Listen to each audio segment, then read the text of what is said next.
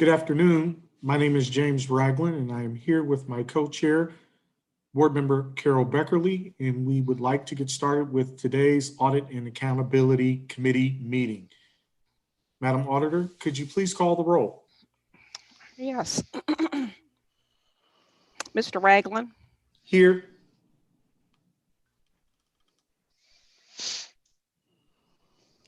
Ms. Beckerly. Here. Mr. Grant. Here. Mr. Vajon. Here. Ms. Adair. Mr. Jordan. Here. You have a quorum. Thank you, Madam Auditor. The minutes from the September meeting of the Audit and Accountability Committee were forwarded to you by email earlier in the week.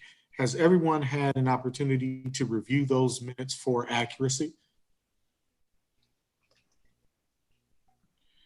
Thank you. I will entertain a motion to approve the minutes from the September meeting of the Audit and Accountability Committee. So moved. Thank you. Second. Having been moved and seconded, Madam Auditor, please call the roll. Mr. Ragland.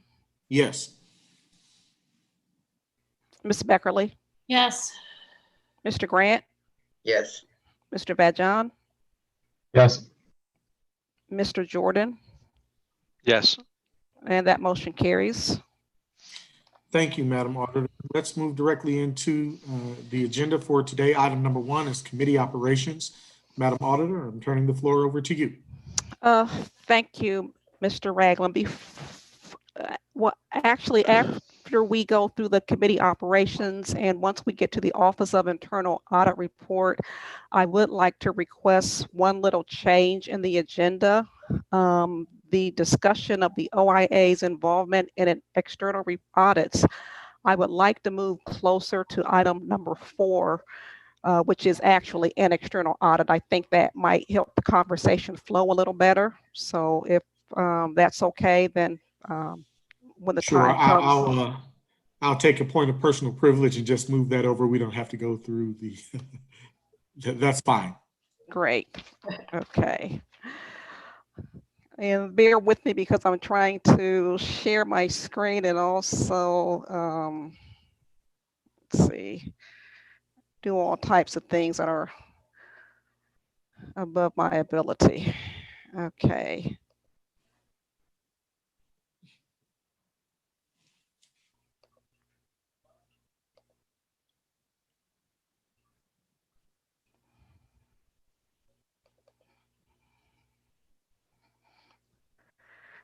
Okay, hopefully you all can see that. The first the first item up for discussion, I believe, is the calendar of meetings for the upcoming year. You received 2 copies. The one just has a lot of additional detail. It's not as clean as this copy. So you receive one with detail, then you receive the clean copy, but the dates are the same. As I said, the one that has a lot more detail will show you, why we might want to have a March meeting if the Auditor of State needs that meeting to conduct their exit. If not, that meeting quite possibly would be canceled. Another part of detail that's on the more detailed calendar is, one of the highlights of the August meeting, which will be the Auditor of State's opening meeting. So there's no difference. It's not like one calendar has more meetings and one doesn't. This is just a clean copy for your consideration. It mirrors pretty much exactly our meeting schedule for this year. So Carolyn, can you click on it so it opens? Oh, okay. Yeah. I told you I'm way over my ability here. Are you not seeing the calendar? We're just seeing the list in your documents. Okay. Unless I'm the only one. Is anybody else having that problem? No, that's right. We just seen the list. Okay, thanks. All right, Yeah, let's try the this. list is the only thing on screen. Madam Auditor, if you like, I can read the dates. Each of these dates are subject to change.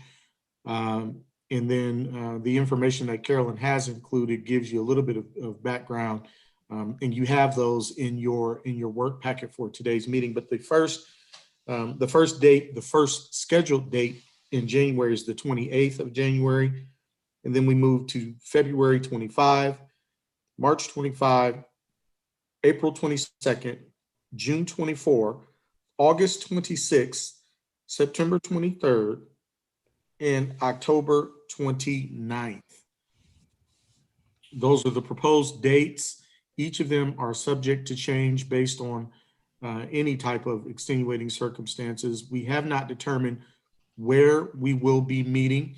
And so that information is not included either through Zoom or if we have a place to meet next year and we are able to do so, we will. But all of that information will be forthcoming to you in subsequent emails and other communications. So those are essentially the dates. There we go. We have them up Thank you. there. This is the one with all the details too. Right, and all of this was sent to you ahead of time, so. Right. We've seen this. And I think part of the location to be determined is due to COVID, but also due to, it's possible we'll be meeting down at 3700. Is that correct? Even if we're live? Well, we haven't determined that yet, Madam Co-Chair. We've because of the size of our committee, we still may be able to handle some things at 270, but that just hasn't been determined as of this time. Right. Okay.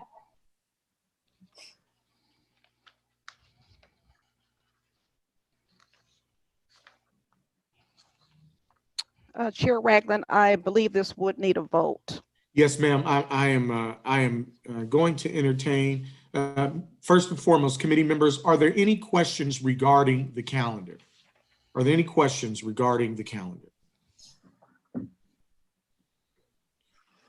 Hearing none, with that, I will entertain a motion to approve the tentative calendar for 2021 for the Audit and Accountability Committee. So moved. Thank you. Is there a second? Greg? Having been moved and seconded, Madam Auditor, could you please call the roll? Ms. Beckerly, Yes. Mr. Grant, Yes. Mr. Vajon, Yes. Mr. Jordan, Yes. Mr. Ragland. Yes. That motion carries.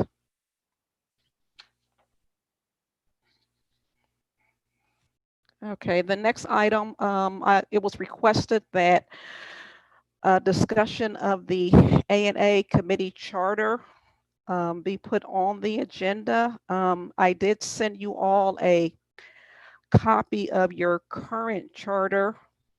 I'm not sure if you had, what I would propose is that we might want to give you an opportunity to really look that over and submit any changes to me, and I can bring back a track changes copy, but I'm open to whatever the committee's pleasure is as far as moving forward with making changes to your charter. If I may, to provide some background, we've been talking now on and off at our meetings about how we define risk, and at the last meeting,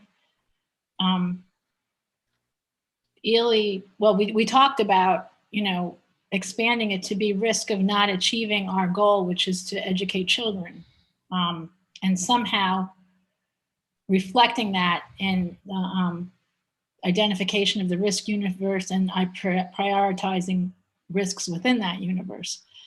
And so we agreed that we thought, I think Mr. Vajon pointed out that really what we were talking about was enterprise risk. And we kind of all agreed that, that would be a good thing to incorporate into how we looked at risk and want a risk to be considered.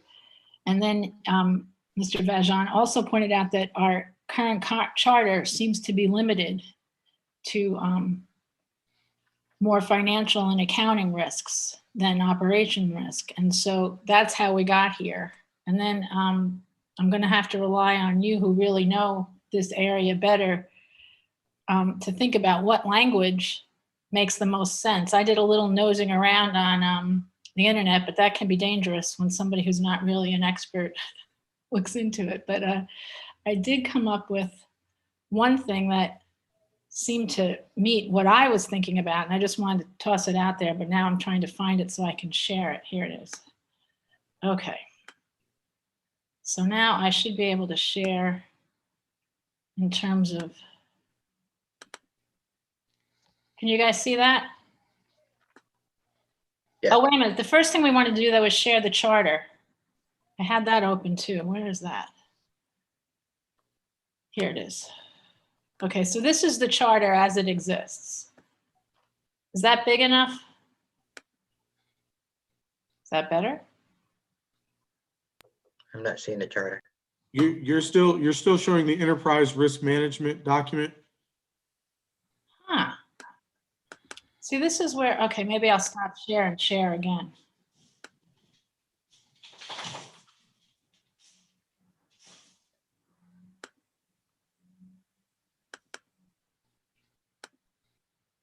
Now do you see the charter? Yes. Is that a yes? Yes, ma'am. Okay, Yes, good. ma'am. I can't look at people on the screen at the same time. I can't walk and chew gum either. Anyway, so I think the part that's relevant here is the responsibility to provide oversight and governance with regard to the following. So we need to add a bullet if we want to expand our definition of risk to include enterprise risk. And I think that's where you were going, Elia, right? Last time we talked about this? Yes, correct. Okay, good. And thank you for that. I appreciate your focusing us in on this. And then I talked with Dr. Roush, our governance guy, among other things. He's got a lot of hats. And he said the process is that that the committee recommends that we amend the charter. And then James and I take that recommendation to the full board. And that's just the procedural mechanism by which we would amend this charter. So then that brings us to, and this is probably just, well, we can probably do this, James, you and I haven't talked about this, but I would assume in January, after we have some time to think about it. No, I think the timing works out really, really well. With this being the last meeting of the year, this gives us a little bit of homework between now and then. When we reconvene, we'll agenda this. We'll be able to have a full discussion, and probably by then, if the committee has some suggested language, we may be able to look at some language in January if we want to add anything to this. But I think it's going to require us to take a deeper dive into it and then make some proposals to Madam Auditor, then kind of fine tune that for the discussion in January. But I think the timing is right for this, Ms. Beckerly. So this was in the ballpark of what I thought we were talking about, just food for thought. Because once I started Googling this, I found that this is a vast area that all of you probably knew about, but I didn't. But this seemed pretty close to what at least I thought we had been talking about, and I don't know if the rest of you agree. The process of identifying and addressing methodically the potential events that represent risk to the achievement of strategic objectives. And then I think that maybe the one thing is, and maybe this is where this term might not be exactly apt. It seemed that a lot of the discussion on enterprise risk management was looking at external things that could happen and get in the way of your ability to achieve your objectives. And I think that we are thinking that it could be not only external, or maybe even external, at least wasn't what we were looking at as much as internal problems, like, because it came up a lot in terms of systems discussions and silos and things like that. And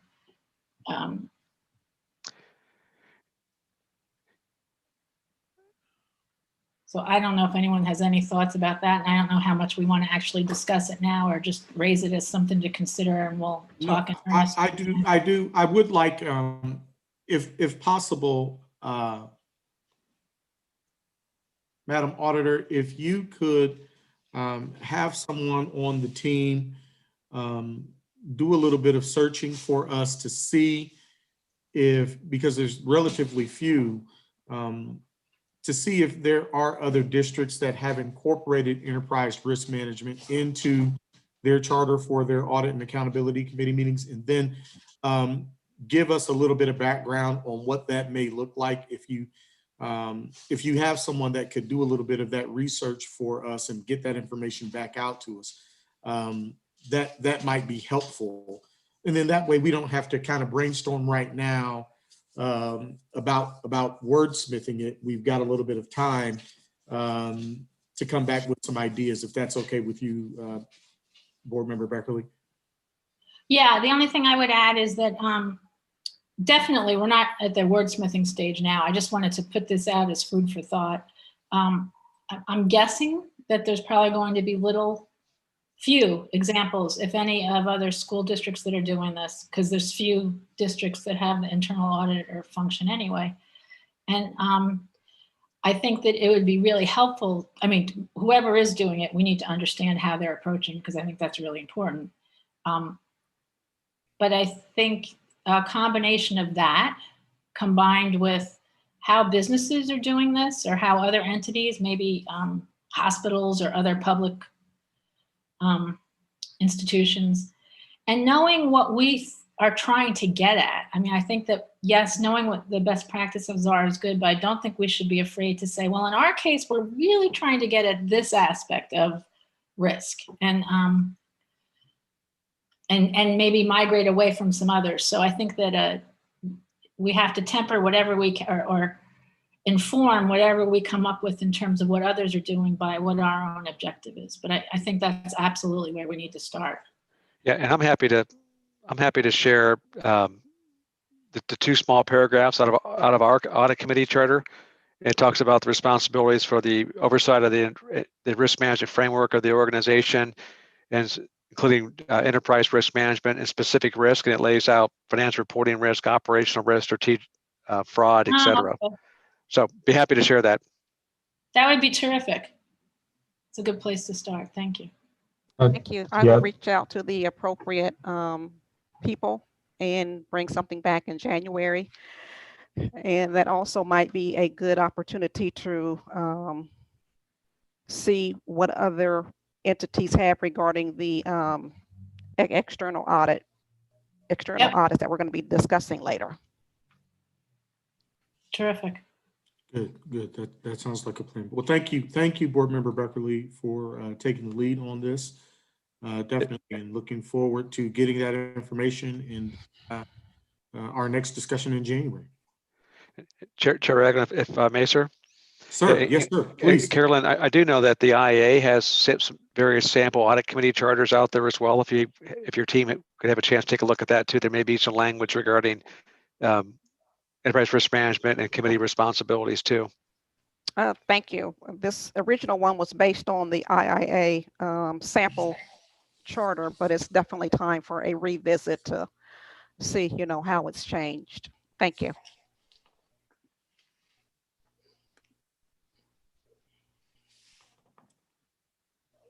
The other component, Auditor Smith, I will send you, because from my standpoint, it was fairly interesting to understand the CRM application in government agencies. So it looks like I did find a GAO report.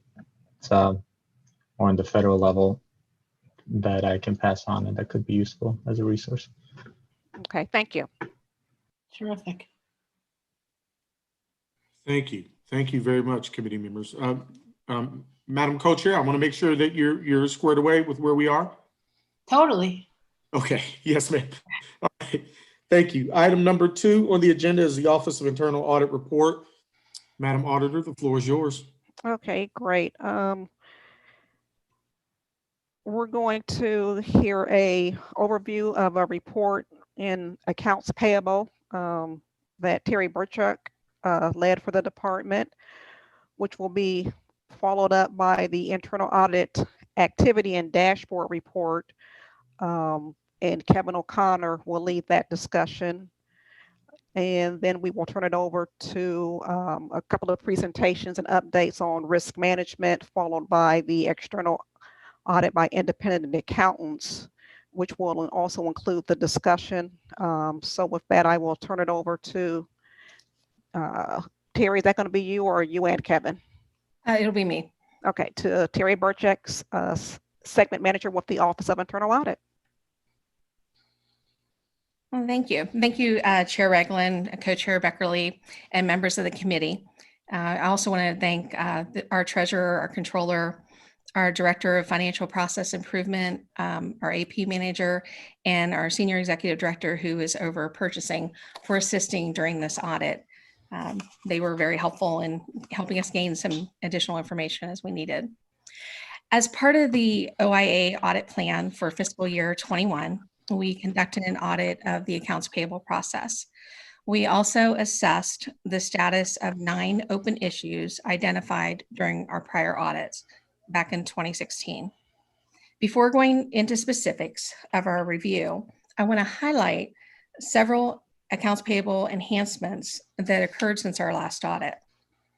Since our last audit, accounts payable worked with the district's bank to begin offering electronic payments to vendors, which increased the payment timeliness and reduced costs to district. Additionally, the Treasurer's Office added the position of Director of Financial Process Improvement, which assisted in implementing audit recommendations and other process improvements. And then another note I want to highlight as well is on average, the invoices for the audit period were paid within the 30-day requirement time period. So if you go to the audit report that was sent to you on page 3 is kind of where we'll start out. There. So as noted, we conducted an audit of the district's accounts payable process, focusing on internal controls, staff training, and technology. Also assessed was the status of 9 open issues identified during the prior audit. Based on our review, we found 4 areas where improvements can be made. 1 was a high, 2 were moderate, and 1 was low. Additionally, 5 of the 9 prior recommendations were implemented. Before I go into specifics, if you go to page 4, where there's a summary of the results,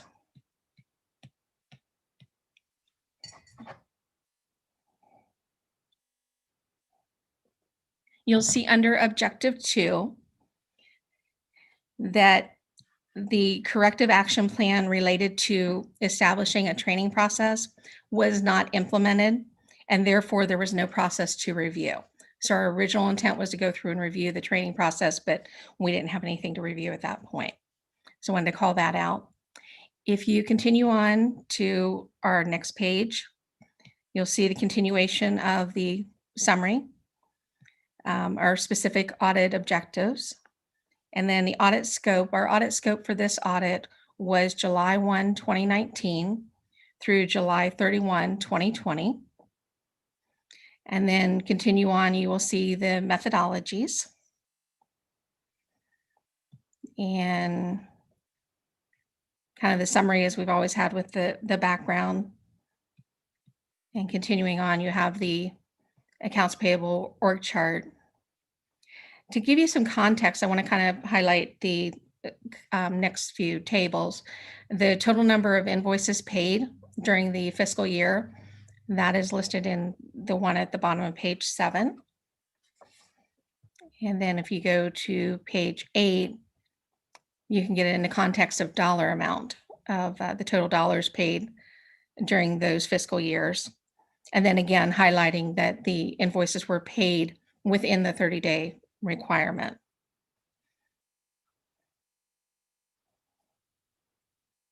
Now, since we normally just go through the moderate and high, we'll skip forward through to page 9. And we'll get into some of the specifics of the things that we found during the audit. So at the bottom of page 9, issue 2, the dual control administration is not in place to prevent unauthorized transactions. And that was a high. So as I noted earlier, the district worked with the bank to enable electronic payments using ACH or a virtual card. This reduced the number of checks issued by accounts payable. It reduced postage and envelope costs. And so far, the district's received $36,000 in rebates from the bank, and the vendors are receiving payments at more timely, 3 days versus 10 days. Despite those benefits, we've identified security weakness in the way the AvidXchange technology was set up. Part of the agreement included the opportunity to establish or decline dual control administration for the two identified district administrators to manage user access and delegate authority rights for the establishment of channel services. And I want to call your attention to the quote that's in the middle of page 10. So for the security of your accounts and information, Fifth Third Bank strongly recommends enabling dual control administration. The Treasurer's Office staff did not enable the dual control administration. They determined it was not necessary based on the fact that no transactional access was applicable to the bank account tied to the AvidXchange system. However, the auditors maintain that by not having the dual control in place to manage user access and delegate authority rights, the risk increases that someone can gain access to the channel services offered by Fifth Third and make unauthorized transactions. Therefore, we recommend the Treasurer's Office staff should enable dual control administration on the Fifth Third Channel Administration Agreement request form. This will help strengthen the internal control environment by providing an additional layer of security for the Fifth Third Bank account and minimize the opportunity for an individual to gain unauthorized access. And for that, I will turn it over to our treasurer so he can do the management response portion.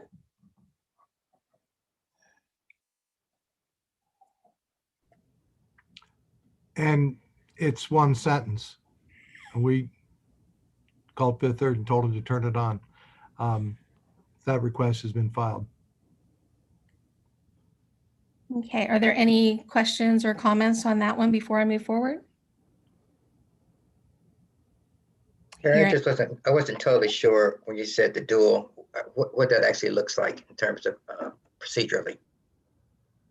It's so that it has to go through both of them in order to add anybody else onto, for the controls, the access part.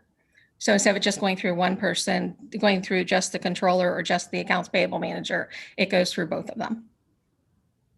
Okay, I got it. Any other questions? Okay. And let me just mention this. I'm not familiar of everything that's applicable in channel services, and there may be, I don't know whether we have a agree to disagree about access to the account, but the reason it was stated here why we didn't activate that, this is a clearance account. The actual account is a clearance account. And in order to fund it, requires a transfer from another bank account. And there are dual controls on the transfer of funds. But once those funds are there, the only transactions that are executed in the account are those that we transmit to them through a file for our accounts payable transactions. So we don't, as far as I've been told, don't have access to go in and actually initiate a transaction directly in the account. That being said, turning on dual access was neither here nor there because all we have really is essentially read access. So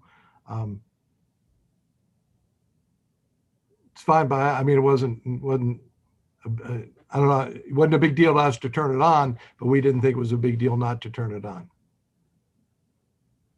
That may be my layman's terms, big deal versus little deal kind of thing, but that's what we were doing. So, and we were looking at it as the dual control, and then especially since the bank had strongly encouraged that be in place. And as Stan said, it was a very simple fix that they're taking care of. So that just kind of gives us a little extra layer of control. Any other questions on this one before I move forward? No, just a quick thing, which is, I think from what Stan said that, you're always managing burden versus risk. And it sounds to me like the burden wasn't great, so it's not a big deal. And that's important, because the question I would have asked is this a huge burden? And I think Stan answered it, so that's good. Well, when we called the bank, it was interesting. We pointed out this section to them, and I don't know if Mike's on the. I haven't looked at who's attending. Yeah, I'm here. What did Fifth Third say something? Yeah, nobody's ever asked us about that. I mean, what was their comment? They followed up because they said no one ever checks that box. Okay. I was surprised. They said normally that people use workflow instead of using the dual control. They use workflow to manage instead of using the dual control. Okay. All righty. So the long and short of it is it's on now and we're good to go, correct? Yes. Correct. Terry, as a side question, normally when you get these third-party services being performed, oftentimes you get a SOC report, third-party review of controls. Does the district receive those, and are they reviewing those third-party reports? Because a lot of times they'll have recommendations in there in terms of what controls need to be at the entity level versus at the third-party services level. So just question whether or not that's part of the review process. I think, Kevin, did you look at that at the SOC report itself, or?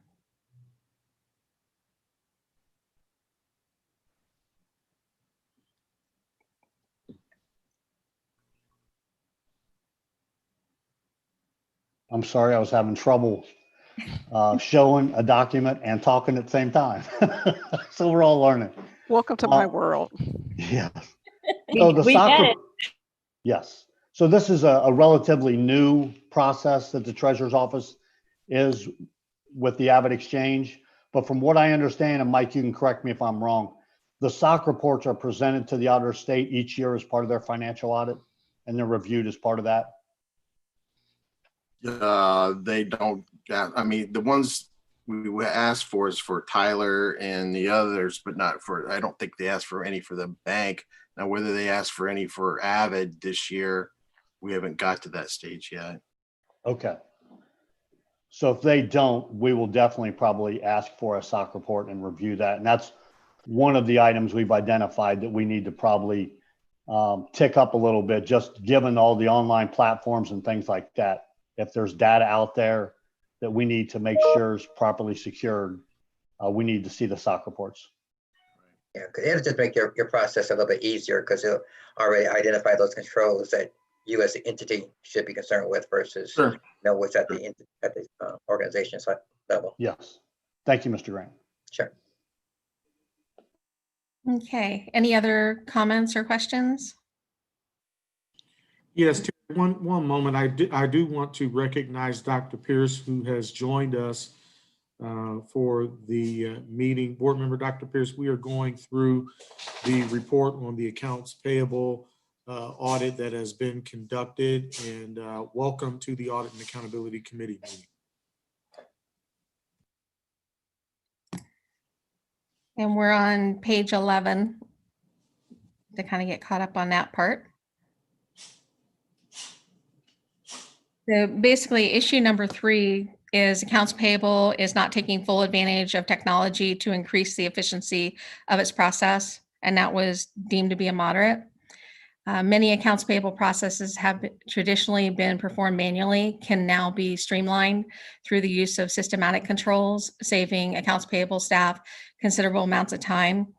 As part of our audit work, we evaluated the accounts payable department's use of technology and found that they were not taking full advantage of the available enhancements.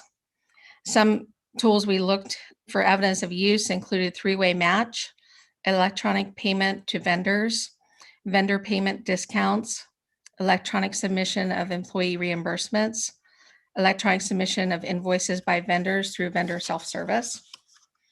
We did find that the accounts payable was using the electronic payment to vendors, as we just discussed, as well as a systematic workflow process for most invoice approvals.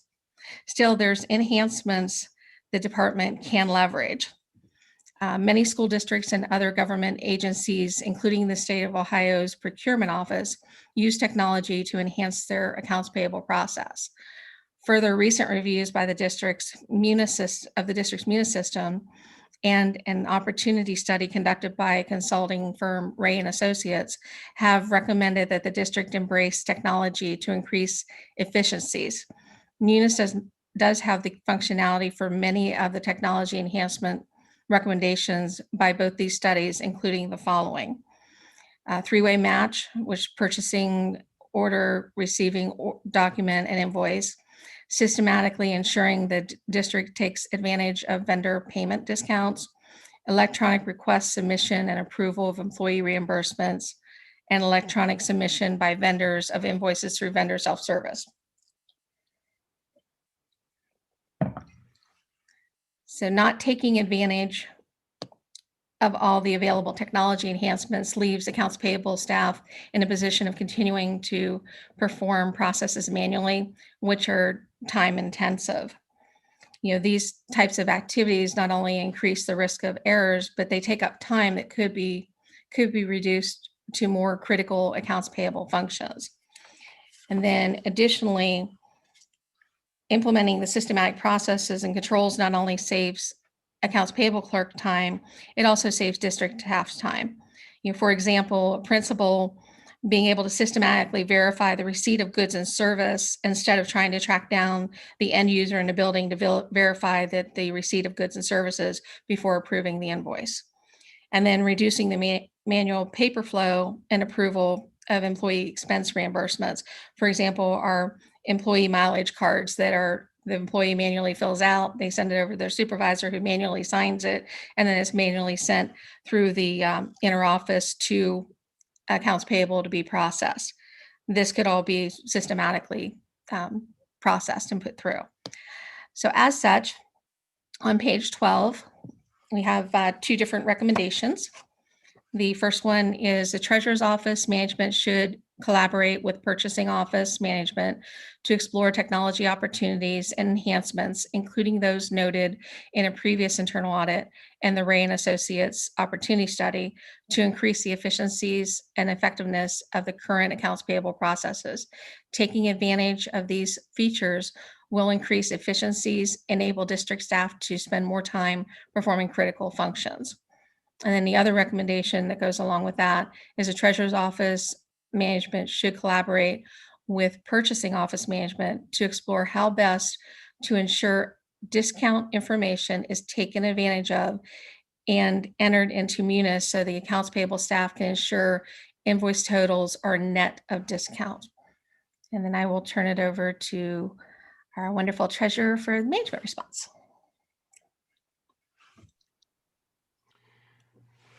Generally speaking, we take the opportunity to evaluate enhancements to the operation one at a time. Avid Exchange is one thing, one item of this, and there are lots of potential enhancements out there that are not only that go far beyond AP.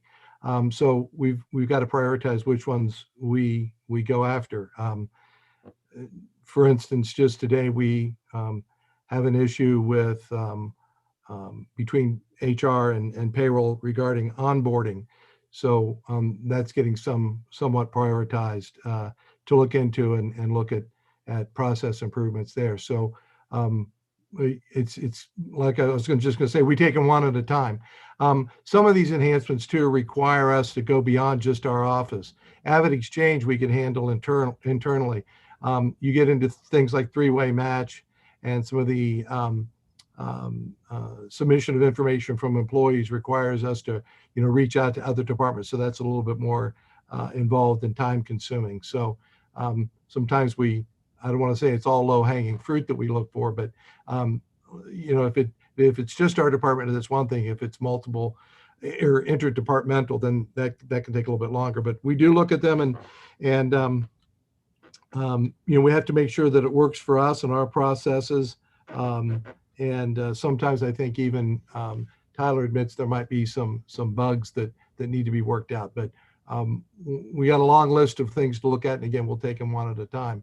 I think on the discount process, and maybe Annette or Mike could speak to it, but my understanding is that we have to get that into the vendor system, and then I believe it's fairly automatic, depending upon the date comparisons that are conducted at the time AP is processed. So, yeah, it would be efficient, but we have to get the information into the system first. So, well, I think we'll be looking into that. I think, Annette, is that on your to-do list?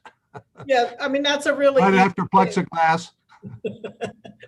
That's a really easy thing because vendors can do it themselves in vendor self-service. And like you said, it's fairly automatic once you make a payment, if you make it within a time frame. Or there might be other discounts that vendors offer. I don't know. I can think of one. Barnes and Noble's offers a 15% discount to all of our purchases. All of those can just be indicated in the vendor profile, which is done by the vendors. So it doesn't require really much of anything from the purchasing department. So so on the technology piece, is this something that you feel like you're going to be able to make happen? It's just going to take a little bit more time, or what's the real resolution there? I mean, Which technology are we talking about? I mean, on the recommendation number 3. Yeah. Collaborate with purchasing to explore the technology opportunities and enhancements. So we're constantly looking at what enhancements that Tyler has. I mean, on the piece where vendors can go in and do their own invoices. The problem with that is that they can't just scan in their own invoices. They have to create their own. They have to create an invoice within Munis. Well, to get a vendor to create an invoice within Munis, they don't want to do that. They just want to scan in their own invoice. So to convince a vendor that they have to go into Munis and create an invoice themselves, most vendors aren't going to do that. Now, when we looked at maybe possibly doing that, we talked about maybe piloting smaller vendors that would be willing to do that, but that's let me wait. Right. So what you're saying is that a vendor can't be compelled to work within our process? You're not going to get a big box vendor to go in there and like Staples and say, you have to come in here and you have to create your own invoice. It's not going to happen. Mr. Ragland, it's a vendor that could care less whether they do business with Columbus City Schools or not. It's just not going to happen. I mean, yes, there's certain vendors that would, but there are others that won't. Okay, so then what's the workaround? I guess that's well, we haven't. I mean, we kind of it died on the vine. There, we haven't. We went down other lanes with other pieces with the Avid Exchange. We haven't gone back. Waiting for Tyler to get, improve upon that piece. Okay, can I just ask who Tyler is? What's Tyler? Tyler is the The software, the ERP Munis. system. Okay, That's I figured Munis. that. Tyler is the main company. Munis is the software that Tyler produces. Okay, it took me a while to figure out Tyler wasn't a person, but I got it. Okay. Yeah, They're constantly improving on it. So we look at it and we keep going back to it. but this is an example. Can I jump of in here? Tyler puts out an enhancement that says you can process your vendor invoices through our system and they'll go in automatically. That's the marketing pitch. What's left out is that according to Mike, I don't look at it, but what I hear Mike saying is the issue with that is that the vendor isn't issuing an invoice out of their system. The vendor is going into our system to generate their invoice. And there isn't that I know of a smooth interface there. There are third-party systems out there that you could treat outside incoming invoices like a lockbox and scan them and have essentially smart technology, or not really AI, but to begin to learn and read all the various invoices we've got and look for pieces of information and digitize it that way.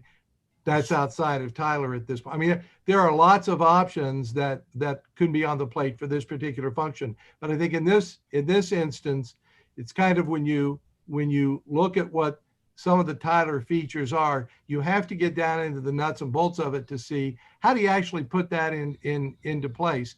And one of the stumbling blocks here is what Mike mentioned, is the requirement that vendors go in. Vendors have their invoicing system. They're not going to use ours. If we want to, if there were a way for us to take a PDF transmission or some other digitized transmission, that'd be one thing. But we're asking them to conform to our system, it sounds like. And Mike's point is, large vendors are not. They're not going to do it. No, they want to be efficient too. If I'm a Staples or our office supply folks is called Friends, or pick a large vendor, they need to be efficient too. So they're going to be cranking out invoices. Interestingly enough, on the payment side though, they all are willing to take an ACH payment or a credit card payment. They're already set up to do that. That's why Avid Exchange works so well. And Avid Exchange is that third party that sits in between us and the vendor, and they take our data out of our system and transform that into one of, I believe, 3 different types of payments. Take a credit card, take an ACH, and that credit card is a virtual card. It's not hidden in Mike's desk somewhere. It's a virtual card payment for which there are rebates. They change that into an ACH, and the third party person is responsible for getting the vendor's banking information. And last resort is to actually issue and distribute a physical check. But to us, that's very seamless because we just transmit a tape, think direct deposit. We transmit that to Avid Exchange and get it done.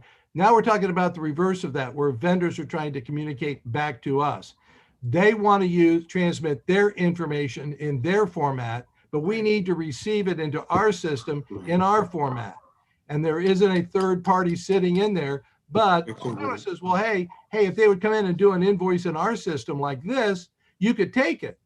Well, that's nice, but the vendors aren't going to do that. So this is really, and I jump in and do that long explanation simply to say that we look at those, we consider them, we have to back burner some of them, but we do pay attention to them. So in answer to the original question, what's the outcome of this? When are these going to get done? The answer to that is it depends. We have to watch them over time. So Stan, what are you saying you're back burnering? These different efficiencies that you could explore? Is that what's being back burnered? Well, this particular item of Okay, got it. invoice processing, Right. you got to put that on the back burner until there's an enhancement, a change, some other way that Tyler figures out how do we communicate? Or, you know, or a third party comes in. A third party comes in and does it. and that's just, you know, it's not on the plate right now. And there's Okay, also, so Ragland. I've got a couple of questions here. Madam Auditor, I know you tried to jump in once. I'm going to let you go, then I'm going to come back to you, Board Member Beckley, if that's okay. He answered it already. You had another question about Munis specifically that you put in the chat. I think I got my answer. Okay, yes, ma'am. Madam Auditor. Okay, thank you for that. Yeah, I definitely want to recognize the improvements that have been made as far as using the Avid Exchange and definitely automating our vendor payment processes. My question, and I don't want to go too far down this road, if it's important to us that we utilize our system, is that something that we could, as we're going out for an RFP, that we could make known to the respondents that that is our expectation? I don't need an answer right now, but that is, you know, there's some big box operations out there, but they also know the volume of business that this district does. So there could be some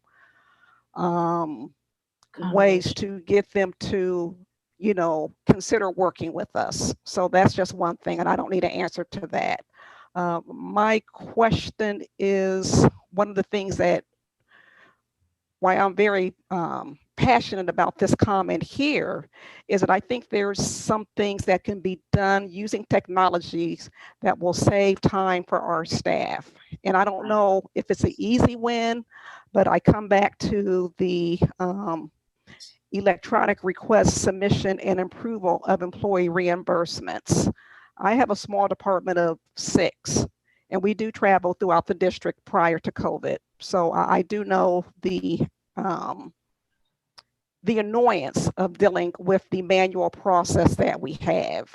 And at one point, one of my auditors did not realize that the IRS reimbursement for mileage had changed. And it's a simple thing. You know, they used the wrong rate. And it was just like, it's just a half a cent, I'm not going to worry about it. There are other departments who have around 60 employees who are traveling throughout the district, who they have to go through this manual process for, and their employees have to come in and turn in their mileage cards. So is there any way to look at these type of enhancements? I mean, it is, you know, from what I understand, our system does have a way to automate that process. I've looked at that system and it's not ready yet. I would, if it was ready, I would have it in there tomorrow. I mean, I've looked at it. Which It's not system? ready yet. The Tyler system, it's not ready to go yet. I'd have it in there tomorrow, Carolyn. Believe me, I don't like our system we have, but it's not. Believe me, I'll keep looking at it and keep working with it. And when it's ready to go, I'll have it implemented. Okay, well, I thank you, Mike. I just wanted to put a little context, as I know, you know, for those of you who have been on the audit committee, and for, you know, the districts, my colleagues, you know, on district staff, you're probably like, okay, why do they keep bringing this up? Why do they keep bringing this up? You know, if there's a way to free your time and to free our staff's time and to gain some efficiencies, you know, we're going to note it. But I also hear what you're saying, you know, Mike and Stan. I definitely hear what you are saying. So let me ask this, Mike. Is there anything that we can do to help forward that process? I mean, no, I mean, it's gotten a lot better. I mean, it was terrible, but it's gotten a lot better. And I'm hoping that it's pretty close. Hang on a minute. No, I've got to step in because, you know, this recommendation is pretty generic. Explore technology opportunities and enhancements, and references the Ray study, and it references Tyler. So those are pretty generic and they all sound really, really good.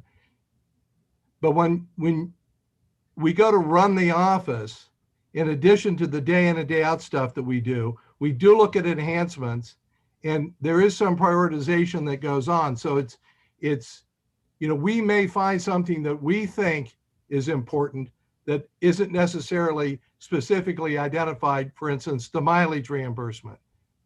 If we look at it and it doesn't work, we might move on. I'm just a little bit concerned. I mean, if you want, when we've done, the district did a investment analysis of Tyler, and that's ongoing. And so we're looking at all the features of Tyler on an ongoing basis to see, what do we use? Do we use it correctly? What aren't we using? Should we pick that up?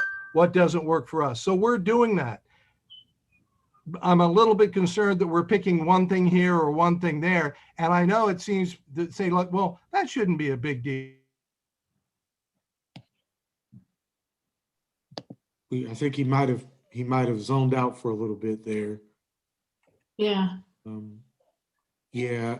Yeah, just offer a perspective, not related to the technology. We as an organization have been down this path a couple of times, where requiring vendors to have electronic interfaces to our system, and where we finally wound up going to is we have all of our invoices keyed in by a third party into our direct access to our systems, because if we tried going through the RFP process, that's fine, but the vendors just bake it into their cost. And if you ask every vendor to do it, the costs get escalated. So to me, if they're exploring technology that makes sense to employ it where you can, I think it's just the concept looking at it. I think that's the spirit of the way I read the recommendation. Mm-hmm. And there's other districts and government agencies that have been able to implement some of these different pieces. So kind of piggybacking with them and figuring out how they've been able to make it work, and seeing if there's a way that we maybe look at it from a different viewpoint that will help us as a district to be able to get this. And then that will also, again, make it so that once these different enhancements are in there, and we're constantly trying to make enhancements, and I acknowledge several different ones that they've already done, but just trying to get those constant enhancements, then that allows more time to be able to focus on our overall mission. So it's just, some of the things to put out there when we were looking at it for each one of these different recommendations and review.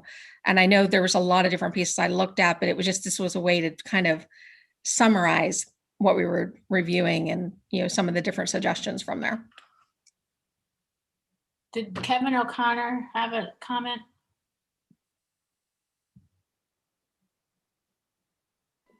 It has been answered, Co-Chair Beckerly. Thank you very much.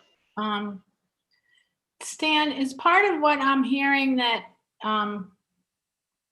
this falls under an overall assessment you're doing of this, I guess we'll call it Tyler technology, and whether it's the right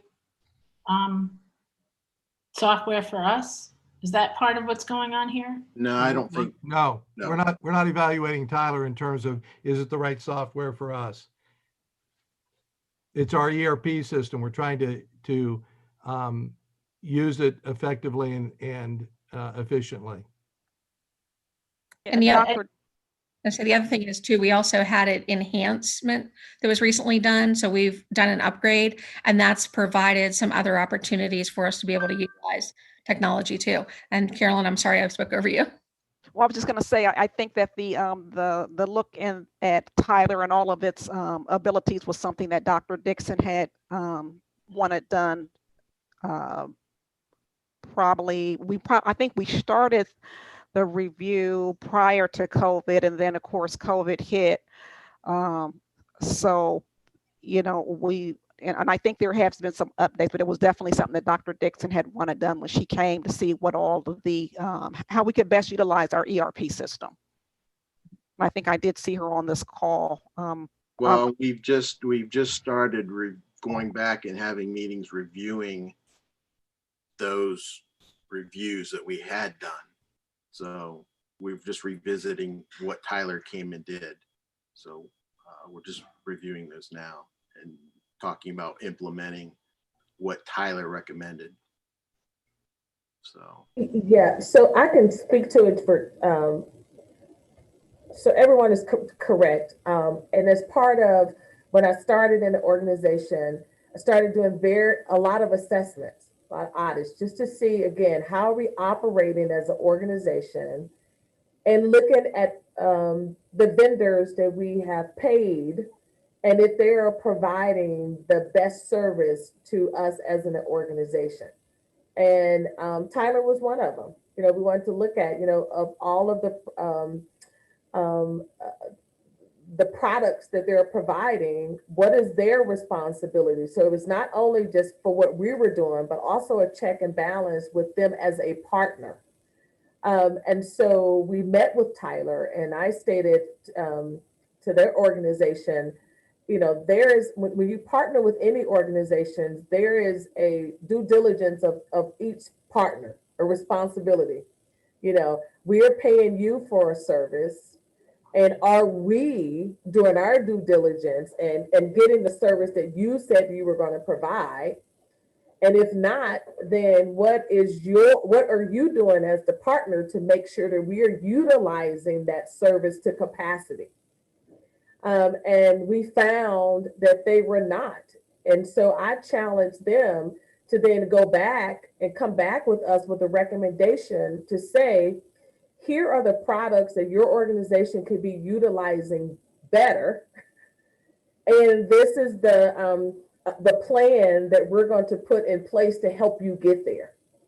And so a lot of times, again, you know, you partner with vendors, they have great products. I've been there, but sometimes the partner, they drop the ball. They continue to receive your payments, but sometimes they do not come back and check to see how well the organization is implementing. It goes back to that whole implementing with fidelity.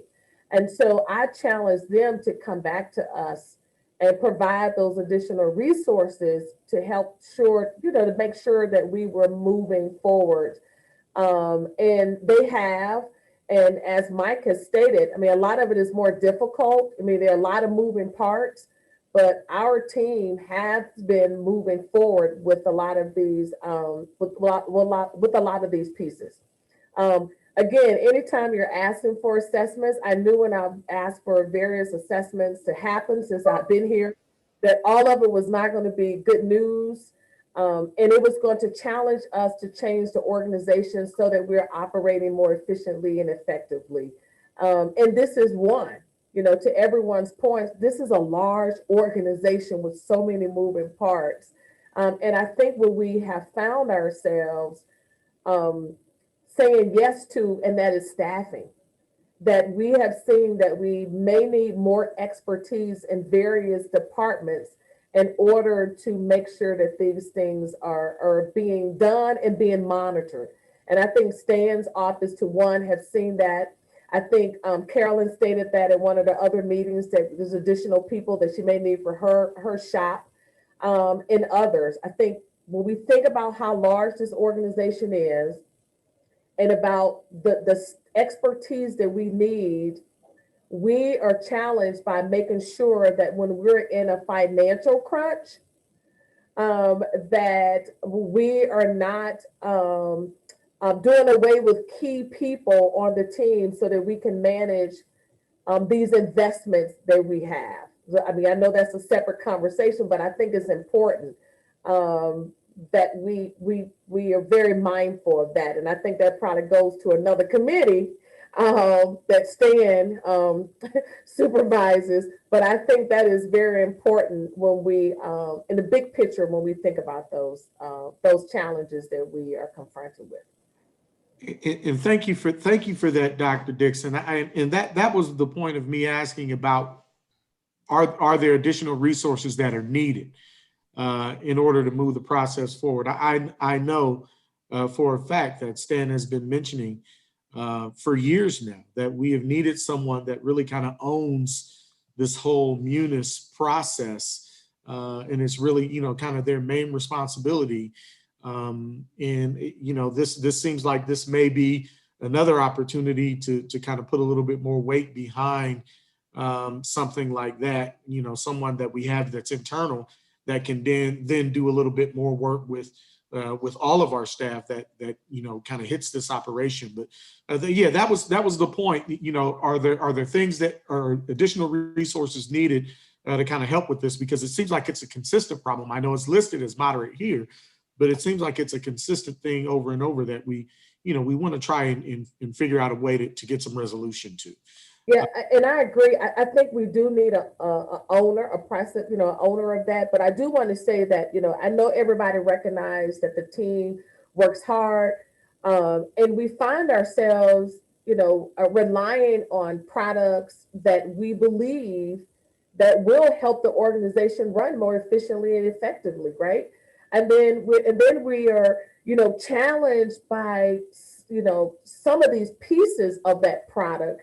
And many times, I go back to the statement I said earlier, there's a due diligence of the partner. There's a responsibility of who we partner with, who we purchase these products from, that they do their part too. And I know Stan and his team is taking a stronger stance to our partners to make sure that they are doing their due diligence as well. So it's kind of, balancing that with all the other stuff that's happening in the organization as well. So I agree. And I think maybe that's something Stan and the team are working on. Who's gonna own Munis? This is, Right. it's almost like the core of our organization. Right. Yeah. And I get what Carolyn has said, and we've talked about this in other meetings.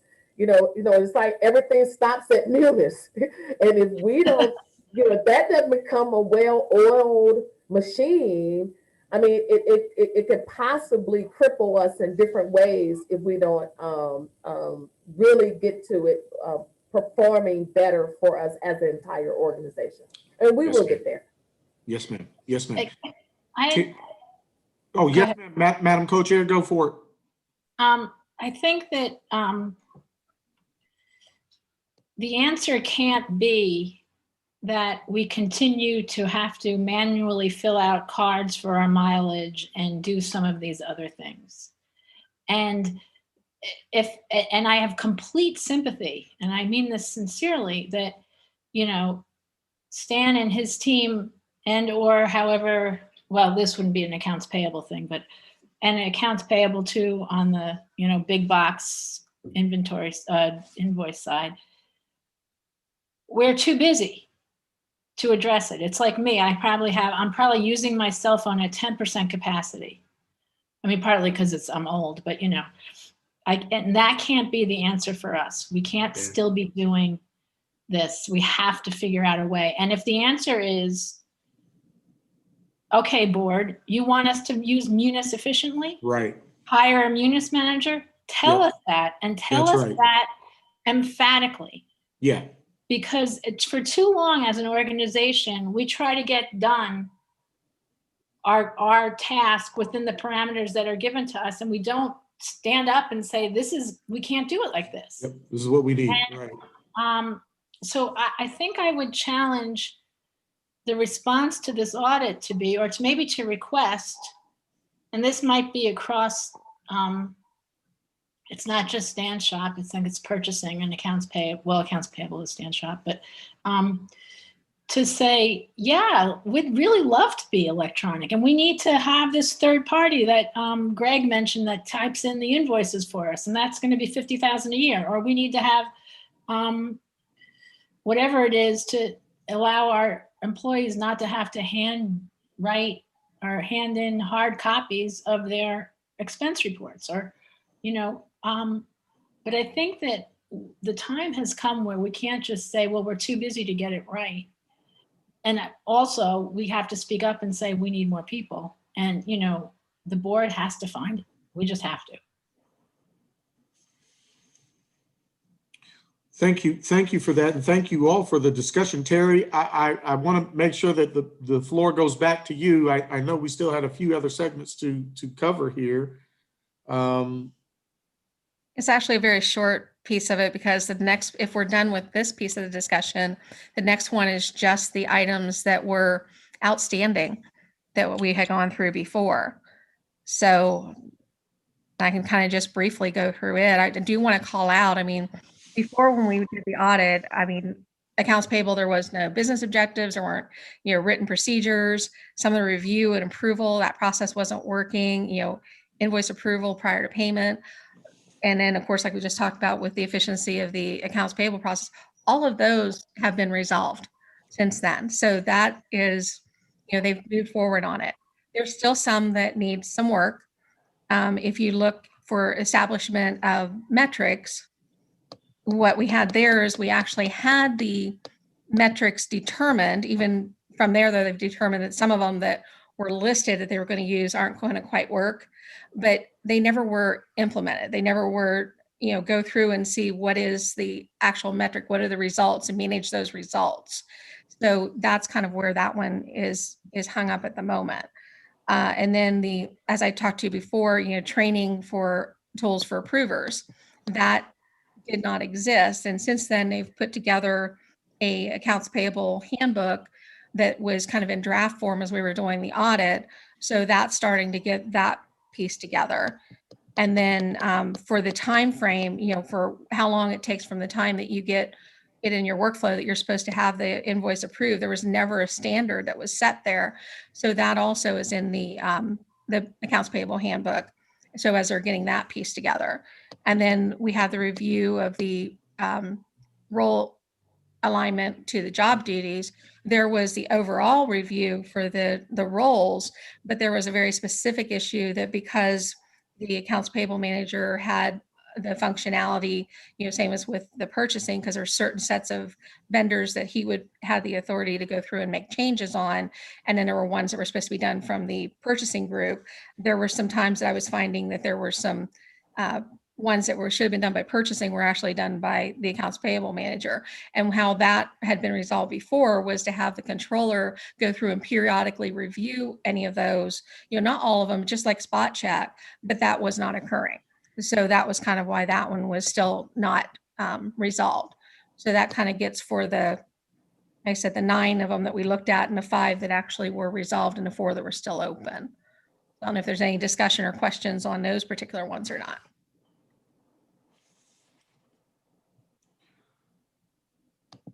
Okay, seeing none.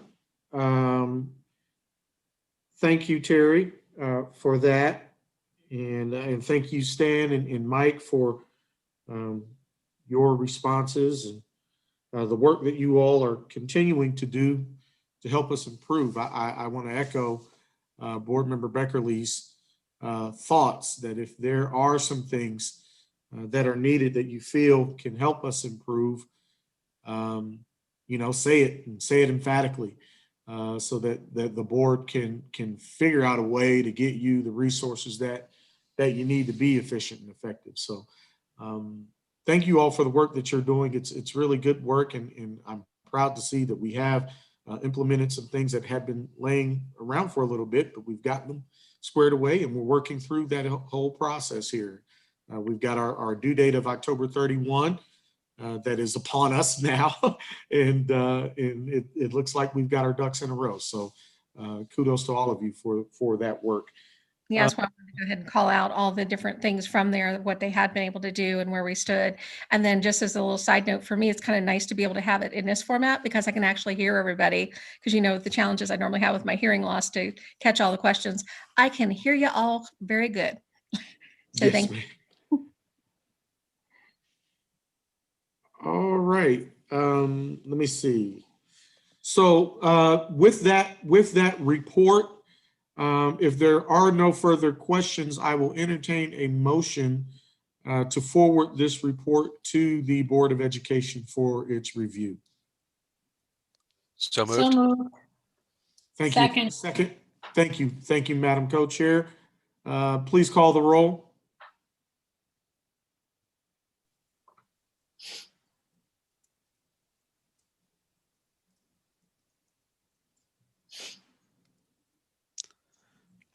Carolyn, you may be on mute. I think she's muted, yeah.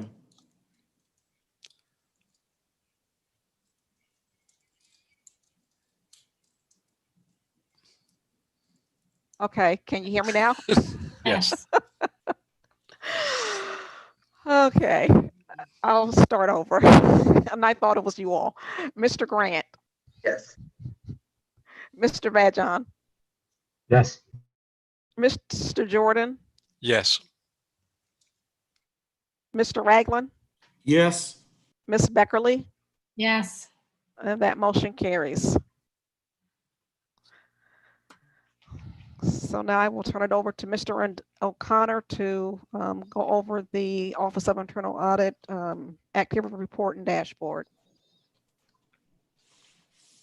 Thank you, Carolyn. Good afternoon, Co-Chair Ragland, Co-Chair Beckerly, and members of the committee. I would like to present the OIA activity and dashboard reports. And if I tend to go too fast, slow me down and ask some questions. So I'm going to start with page 3. This just gives us a project status, and the one gray is the change. So under audits, you have one audit, and that's the accounts payable audit that the field work has completed. Next time it'll display that the report has been issued and approved. So here is slide 5 and 6. And that basically tells you the same information that was just in that bar chart. Again, the only change really is we're further into our field work on the various audit engagements, as well as further into the planning and scoping of audits. But the only big change was that accounts payable audit that field work has completed. So here, 7, 8, and 9 are our Chevron pages. So as I scan through those, feel free to ask any questions if anybody has any. Slide 10, we have no additions, deletions, or adjustments at this point to our original audit plan. Slide 12, if you recall last month, we just had the treasurer's office displayed in this format because we had presented that at the June meeting. In the September meeting, we had business and operations follow-up dashboard presented, so I've incorporated those also. So since the accounts payable audit has been approved to move to the board, I will incorporate those prior audit comments and the results into this spreadsheet here for next time. Slide 15. This just lists some of the different continuing professional education that the auditors in the shop have gone to get this month. That really helps us stay engaged with the field and up on emerging trends in the accounting and auditing field. Slide 16, some advisory activities contacted by various people throughout the district to assist or help them with what they are into. So we just like to call that out, and kudos to them for reaching out. That's great stuff. Slide 18, these are the stages of the various audit work we're going to be doing here in the next quarter. So we're going to really be working to wrap up capital improvements and HR benefits, as well as continue working on issue and recommendation validation. We're going to continue planning, getting real in depth on our COVID-19 control validation. We're doing it by segment and probably develop a questionnaire just to make sure that all the controls are being adequately addressed. And we'll probably have a report out in the coming A&A meetings on that. And then some ongoing activities, refresh the risk assessment as information becomes available. There's still waivers coming down the pike, so we like to take those into account as part of our risk assessment. And then continue work for coordination throughout the district. So the buildings and grounds equipment and supply inventory audit, the Council of Great City Schools HR audit follow-up, and the fraud hotline. Slide 21, really trying to get back on our data maturity scale. As we implemented teammate analytics, we actually had ACL initially, so we're trying to move over to teammate analytics. So we're running some parallel systems here. And you can see we've run a couple scripts, the sequential purchase orders. We ran a script. We did find one purchase order missing. So purchasing is looking to see what happened there, and they'll report back to us. And the active vendor compared to active employee file, we ran a script there also. I think there was 9 vendors that had to be put on a stop because they are currently employees in the district. And then teammate issue, I think you're used to this. We've always had that issue here, probably the last 3 or 4 meetings, but it has been remedied, and all the pre-teammate issues and recommendations have been uploaded into teammate. We're finalizing the reconciliation of that, and then we will start releasing audits from Teammate into issue tracking. We wanted to make sure we had all the pre-Teammate issues loaded and reconciled first, so we didn't just have a complete mess on our hands. Now, as we release each audit, we can confirm that the right issues and recommendations are getting to the right place. And if there is an issue, we can catch it at that level instead of just dumping everything out there. Question, if I may, Chair Ragland. Yes, sir. You have the floor. Kevin, can you go back just a minute, make sure I heard what you said right? Yes. On your script with accounts payable, we were holding payments, certain payments, because the vendors appeared to be employees of the district? Well, when we run that, and I may ask Terry Burchak to chime in here because she ran the script, so I would rather have her explain that to you. Thank you, Terry. Basically what it is by policy, an employee cannot be both an employee and a vendor. Mm-hmm. And when I ran through that and went through, there were 9 different vendors that were also active employees. So they're active vendor, active employee. We did find that whenever that went on, that it was just very easy. Actually, purchasing was able to go ahead and correct that very easily. Now, we did look, there was no activity for those vendors except for one, and one of them was just like a mileage thing that was on there. So there really hadn't been activity, just hadn't been, the system had not been updated to show that that vendor should be now an inactive vendor as opposed to an active vendor. And that's kind of where I was going through and doing the policy just to make sure that we were following policy. I'd like to try to run that one periodically. Once I get the other pieces running and we get a few other bugs worked out of it, I'll be trying to run that at least quarterly so we can make sure both the process for purchasing, checking new vendors to verify they're not employees, and HR verifying that new employees are not active vendors, that those processes are working as intended. Okay, that makes sense. Terry, And then I guess excuse me. Yes. The follow-up question would be then, is there also a routine being made to make sure that vendor payments, although there may not be a direct associate name that's tied, that they're not being made to associate addresses?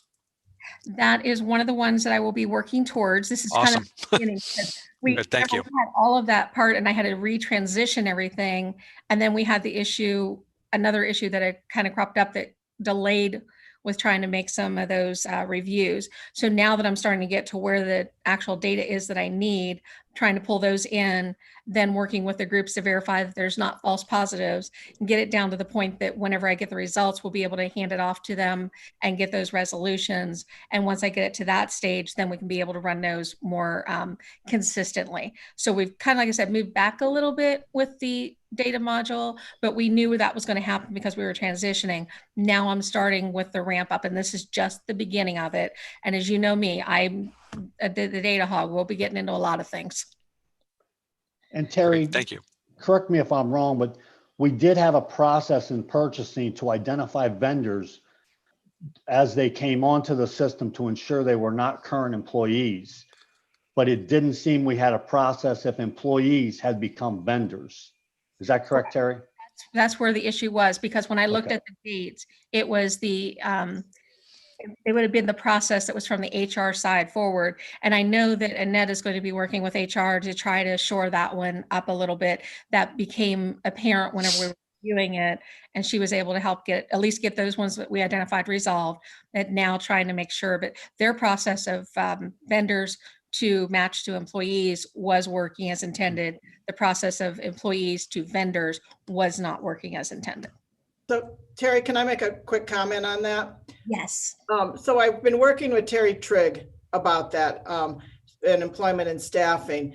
And, we've been talking about like all the employees get like the ethics laws, and they have to sign off that they've got them, and they have to watch the ethics course on public school works. So I think the information is there. We just need a better process to be able to maybe catch those people, because they might not even think of themselves as vendors, or it might have been years since they actually did any work for the district. And, they probably don't even realize they're still listed as vendors. So I think we can work up those processes. some of those too, and I'm sorry, because I guess I logged off too quick, but some of those people are people who are like game workers and special duty police or something like that, that we treat as vendors, but they maybe really aren't vendors. I think there were maybe 3 or 4 of them that were actual vendors that you caught. Actually, I think the original bit was 45, and we narrowed a lot of those down because they were in that category you were talking about. There ended up being 9 total that you had to go through and make the change. And of those 9, I think there was only 1 that had any activity within the last, I think, 3 years.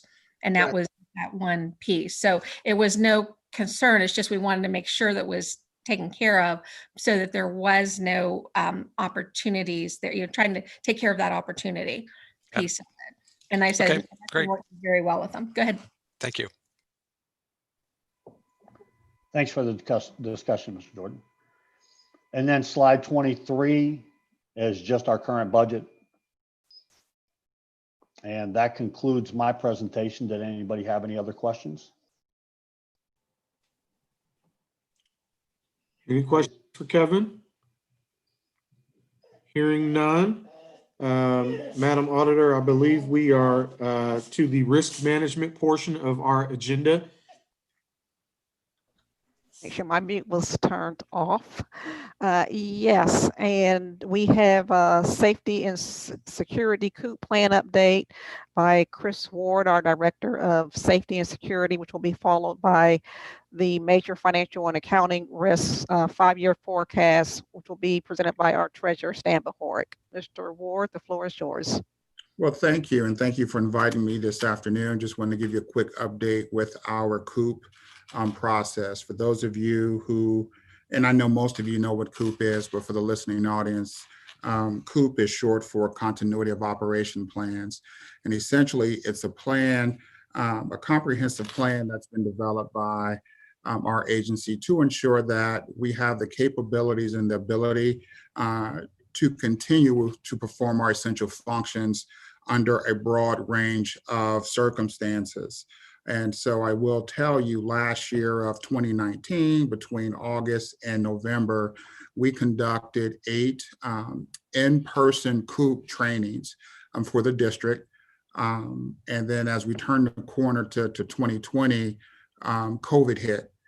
And, you know, in March of 17th or so, we were actually still planning and training in that process. And I remember sitting in the cabinet room when we got the call about schools potentially being canceled for the next week and so forth. But our COOP expert was actually sitting with us at that time. We were meeting, planning when we got the news from the governor.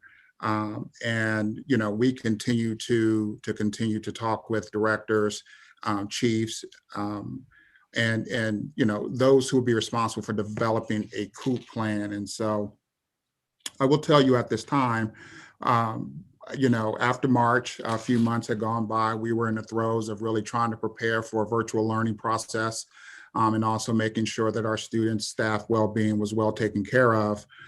So we were not able to get back to the district virtually until around May or so. So in May and in June, because we knew that a lot of work still needed to be done, we decided to have a virtual learning academy. And during that time, we had 3 sessions in May and 3 sessions in June with our COOP expert, Tammy Mans from Tetra Tech. And they're one of the leading organizations and companies in the United States when it comes to emergency management preparedness and disaster preparedness. And so we've had a lot of good leadership when it comes to developing plans for each department. One of the exercises we took part in, and the COOP training was open to all directors, supervisors. So on each call, we've got approximately 50 to 60 leaders on each call.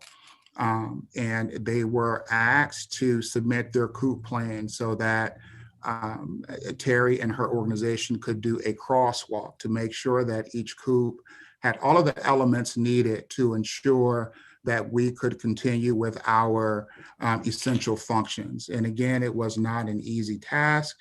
But in that process, we had a lot more departments submit their plan, where we keep the plans here in safety and security. But I will tell you, 20 plans as a result of the online virtual trainings were submitted. They were returned for comments, recommendations, and then resubmitted just to make sure that they are on task and on track with making sure that the district continues to move forward. So even as we speak, we do have the capabilities of working. Most departments have the capabilities of working from home. As we first started building our COOP plan, this is not something any of us thought that we would be planning for. But again, we have to plan for all disasters, man-made, or natural disasters.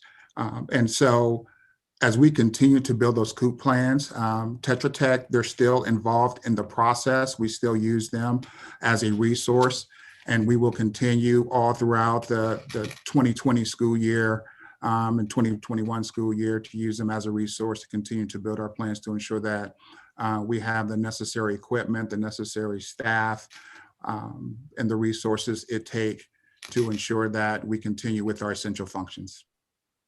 So that's kind of where we're at.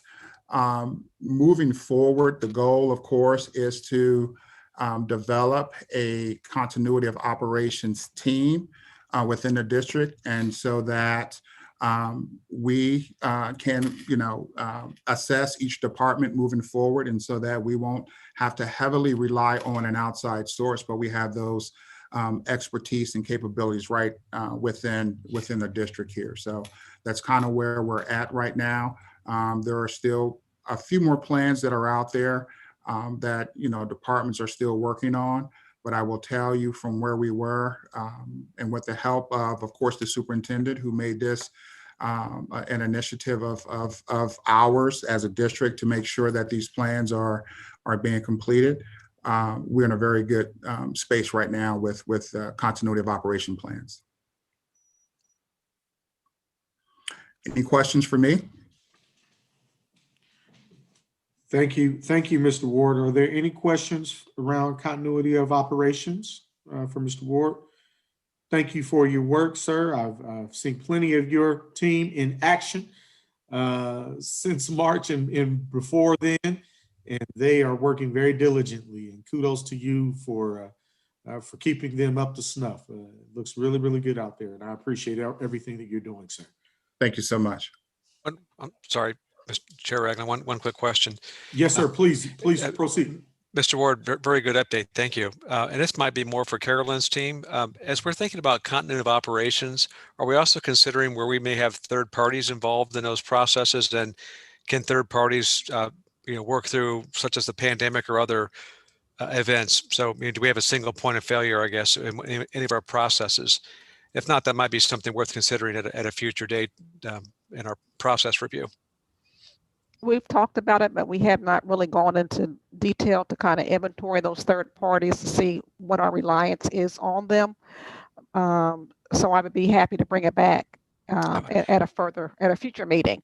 Yeah, I would share that we had some lessons learned at Nationwide in that respect. So I'll leave it there. Yeah, and so have we. So we have discussed it, and we're still learning.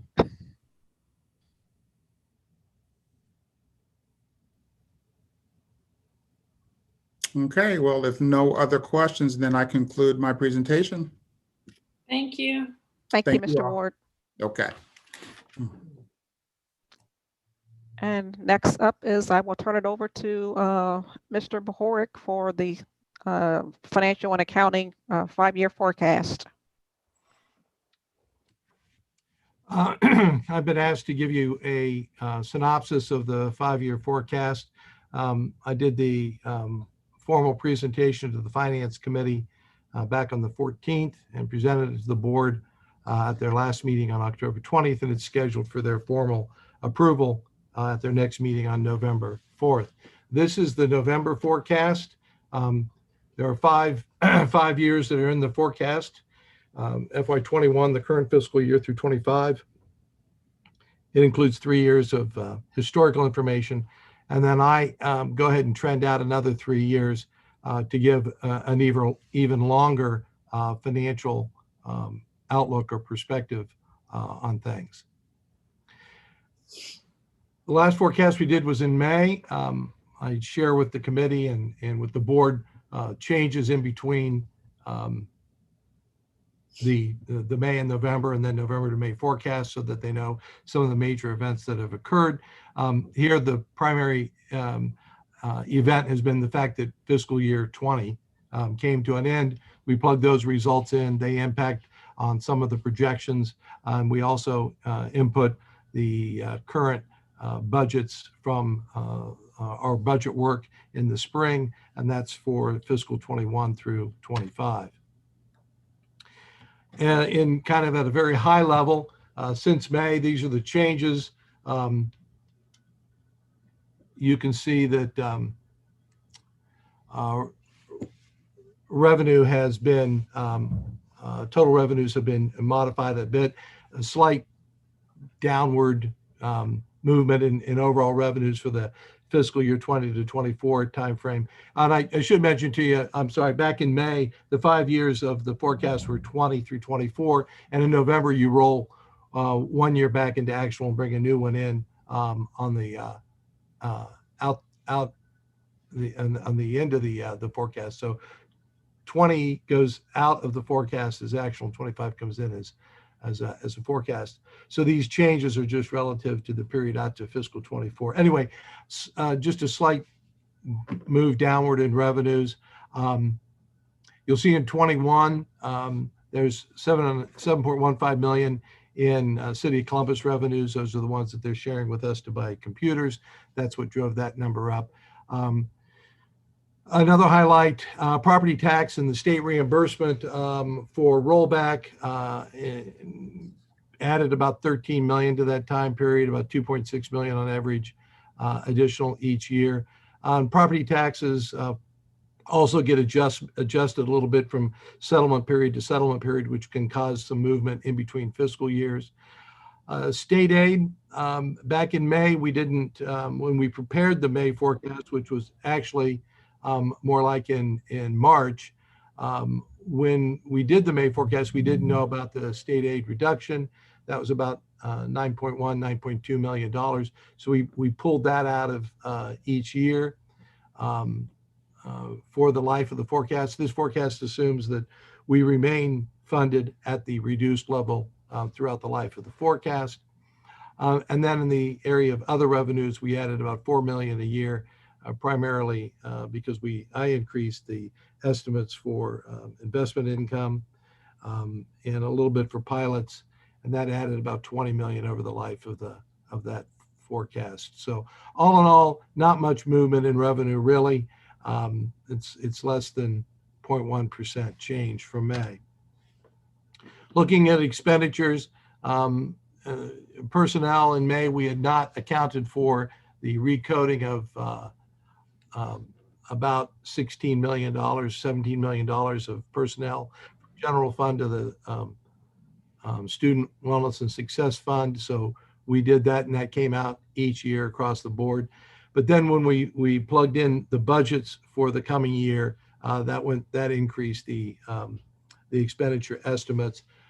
We know that we're likely to be under budget on most of the expenditure line items, but we plugged this in as budget this time. It's a much more conservative look at the forecast, and then we're going to take this November forecast and plug it in as our plan for our monthly reports, so that as the Finance Committee reviews their monthly reports, the variances that they see and we discuss will all be related to the most recent forecast, that being this November forecast.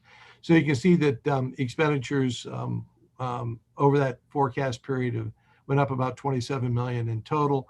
So when you have revenue go down about 6 million, expenditures go up about 27 million. You'll see out here in the last year of that forecast, out here in 24, which was the last year back in May, the cash balance goes down by 34 million. Still positive, but it has been slightly reduced. And so I also talked to the committee about that, we know that we are conservative in our forecast, so I like to run some scenarios for them to see some possible, some are more probable than others, but certainly possible um, outcomes of not being the forecast not being exactly what actually happens. So the first thing I point out to the committee is that here's a 1% variance in our revenue categories. As you can see that a 1% variance could mean a 9.8, almost $10 million swing one way or the other. And you can see the amount that each category might contribute to that. So state aid generally doesn't vary much unless there's an event. And we had an event this past spring called the pandemic, and it cost the state to reduce our revenues by $9 million. But typically it doesn't vary that much. But if it does vary by 1%, there's about a $3.5 million change. Property taxes were usually pretty close, but again, you can see a 1% variance is about 5 million. The other categories, as far as being having a variance, unless it's a pretty large percentage variance, they don't contribute a lot in terms of dollar amounts. So I just like to give the committee that perspective that 1% on the revenue side is just a little bit less than 10 million. Likewise, on the expenditure side, if you look at this chart, you can see that a 1% variance is about $10 million. And which categories are likely to vary. Personnel, we like to run under there. We were usually within 2 to 3% on that projection. So that you can see with your 1% off at 6 million, 2% off, it could generate 12 million. The charter and scholarship line item, that variance is generally, we're pretty spot on there. So we typically don't necessarily see a lot of variance there.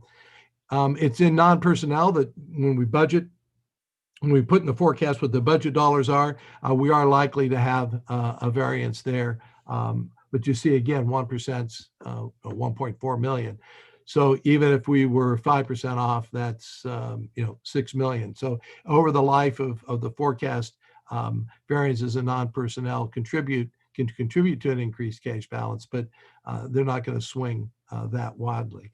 Debt and non-operating, A, they're very small, and B, there's typically no variances there. So you bring that all together in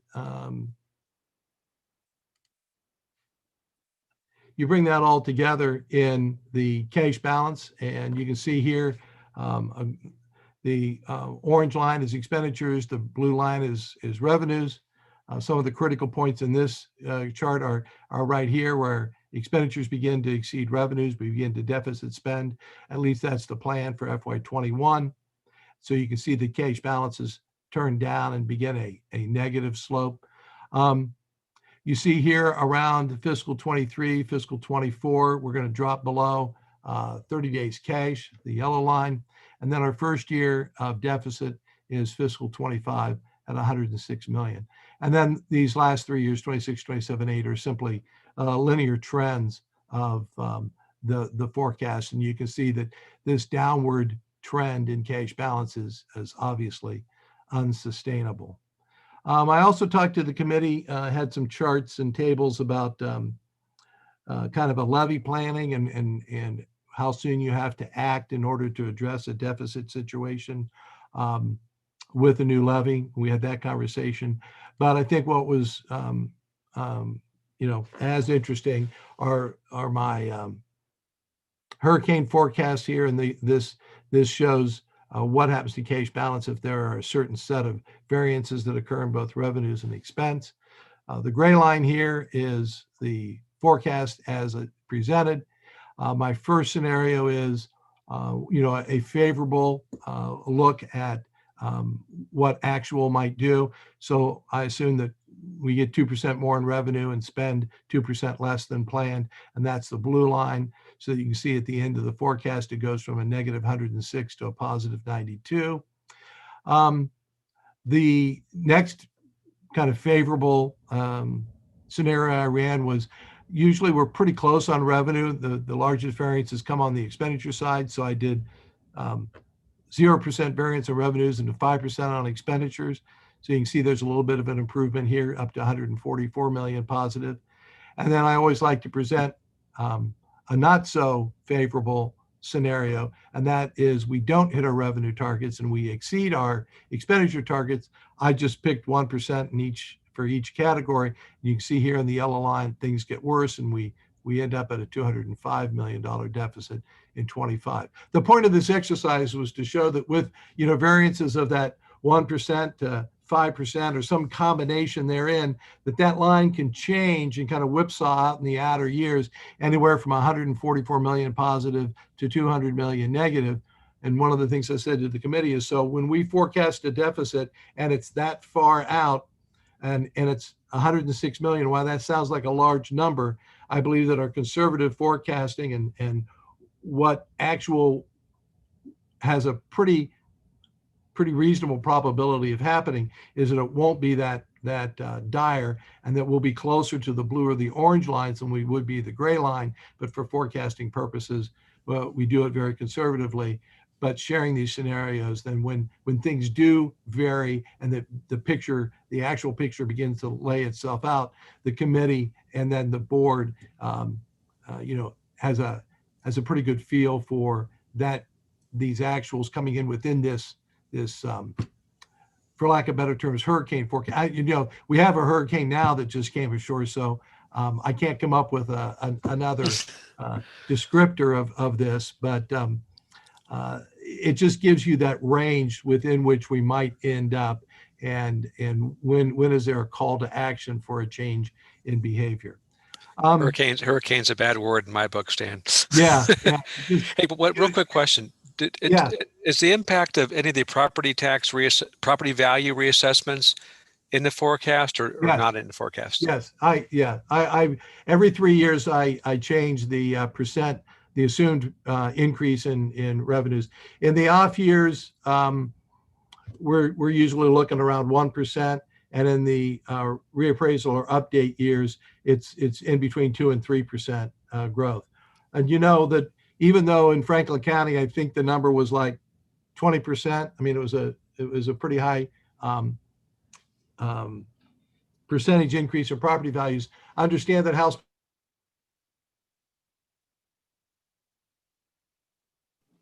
I think we may have lost him again. House Bill 920. Yeah. House Bill 920 limits the property growth. So what else was he going to say, Mike?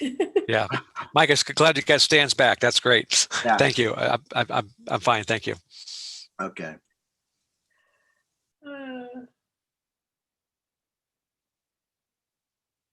Stan, we lost you. Yeah, I think he should be rebooting. Yeah, it seems like he's coming back on now. Mike, I don't know if this would be in your area or not. Do you know how much, if any, we were off in terms of real estate taxes as a result of COVID, our collections? Stan would know better than that. I don't think we were off by much. Okay.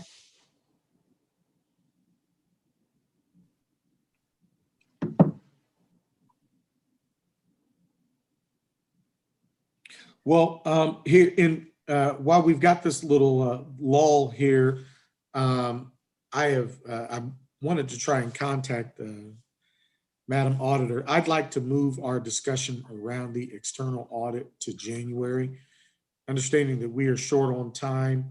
Are we back? Sorry. There he is. Thank you, Stan. Understanding that we're short on time and we still need to go into executive session. Okay. No. That wasn't meant for you, Stan. Hold on one moment, please.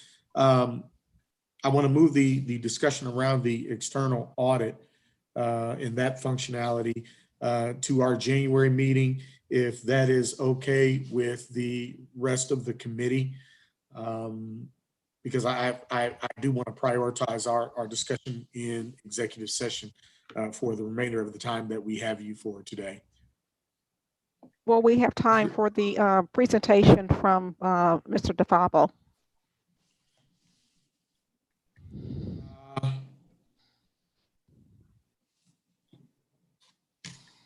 Sounds like he says it's okay. Okay. He can I come back. apologize, Mr. DeFabo. Right. Thank you for being at the ready. It's not like you don't have a few things going on. Right. Yeah, I just know he has a lot on his plate, so thank you very much. Well, I got a smile out of that one.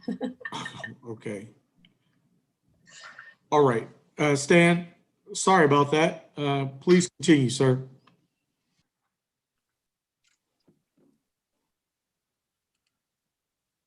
So I think I think there's a question about property taxes and reappraisal. I hope I answered that question before I got bumped off.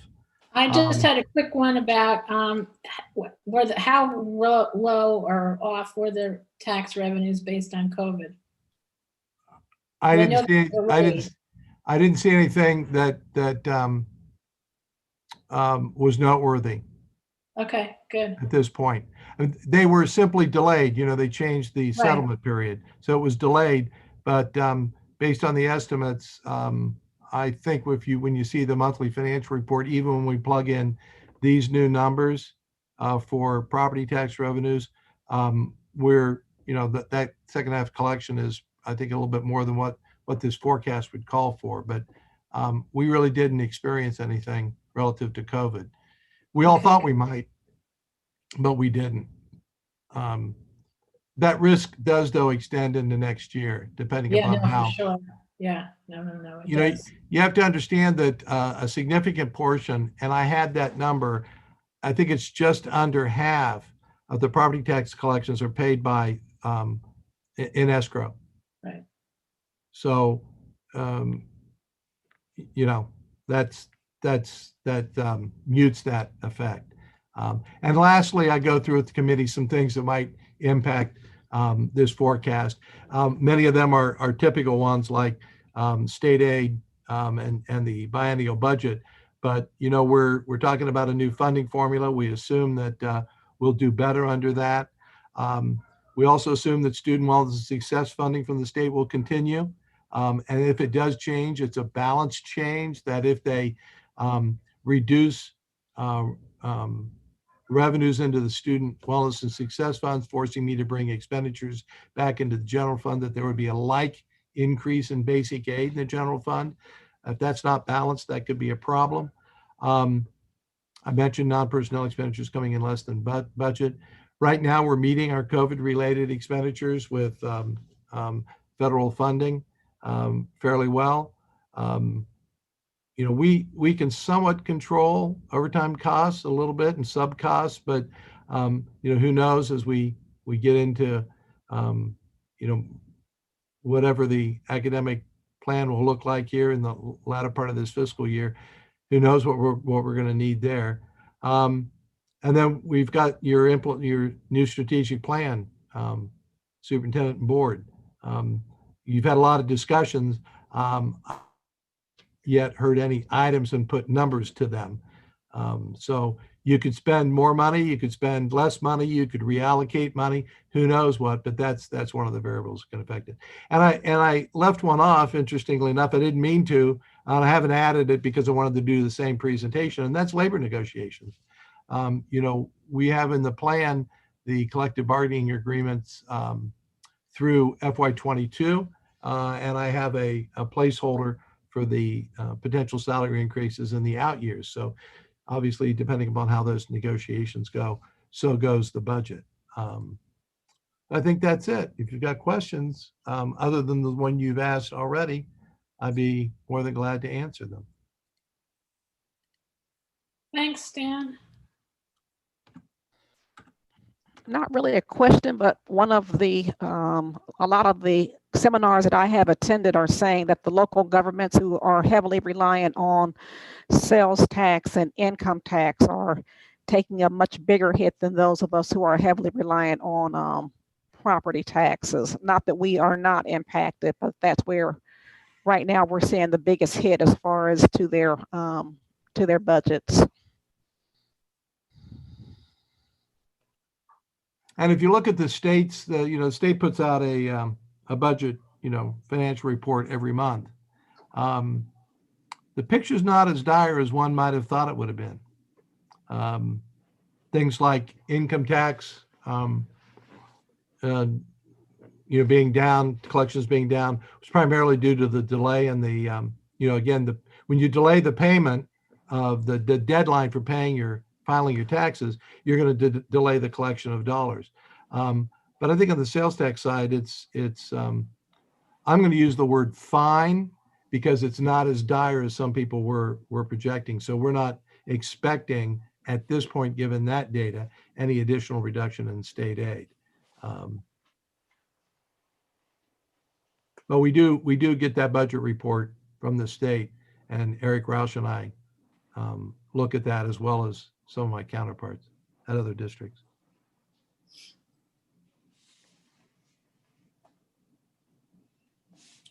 Other questions for Stan? Thank you, Mr. Treasurer. Appreciate your work. Appreciate you reporting this back out to us.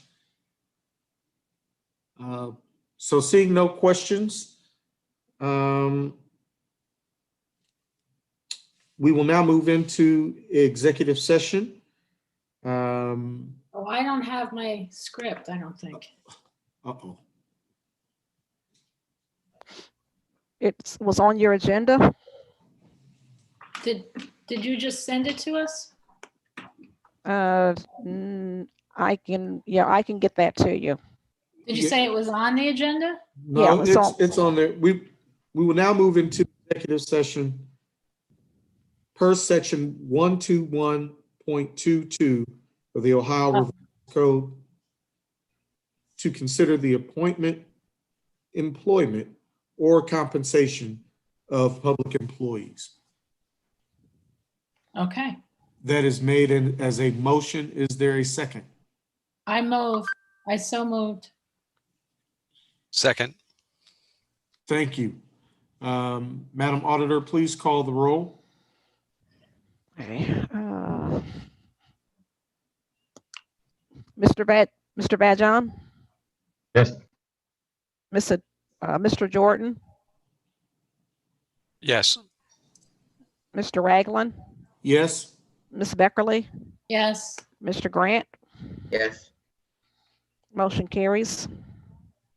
Thank you. For those of you who will not be joining us in executive session, we will adjourn from there. And thank you so much for all of your work and participation in today's Audit and Accountability Committee meeting. Appreciate you. Thank you very much.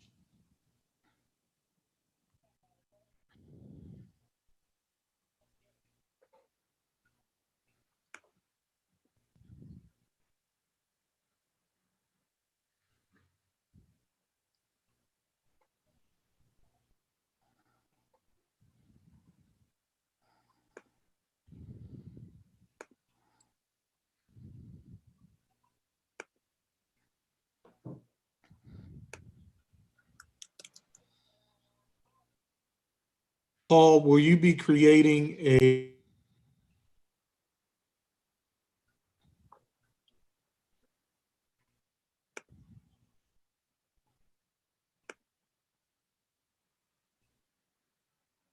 That's correct, Stan. And is Mr. Ward still online? Paul, can you create a breakout room? Because we're showing Mr. Ward and Terry. We're still showing some people who. You're also still live. Oh.